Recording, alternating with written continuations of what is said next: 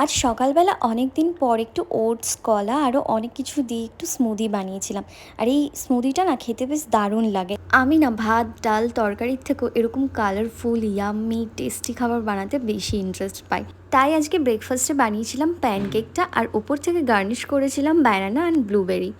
বাউলিটা ব্লিঙ্কিট থেকে অর্ডার করেছিলাম, ভেবেছিলাম ভালো হবে, কিন্তু স্ট্রবেরি ফ্লেভারটা না আমার একদমই ভালো লাগে। তারপর তো আমাদের সাডেনলি প্ল্যান হয়ে যায় যে আমরা পিসির বাড়িতে যাব, কারণ দিদি এসছে। আর পিসির বাড়িতে দিদি এলেই যাওয়া হয়, কারণ খুব মজা হয়, আবার সবাই একসাথে খুব এনজয় করি আমরা। তো ব্যাস গিয়েই গল্প করতে শুরু করে দিয়েছি। আর সেদিনকে যখন ওই রাস্তাটা দিয়ে আসছিলাম প্রচুর পুলিশ ছিল, তো আমরা লিটারালি ভয় পেয়ে গেছিলাম এত পুলিশ কেন।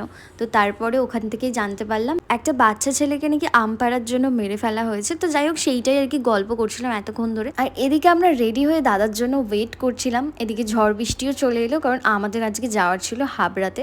দাদা বলেছিল আমাদেরকে হাবড়াতে নিয়ে যাবে ঘোরাতে। তো ঝড় বৃষ্টির জন্য তো সেটা আর হলো না। ওই জন্য দাদা নিয়ে এসেছিলো নতুন ল্যাপটপ কিনে, তো সেটা বোন এখানে প্র্যাকটিস করছিল। আর আজকে রাত্রিরে খাওয়া দাওয়াটা বেশ ভালোই হয়েছে।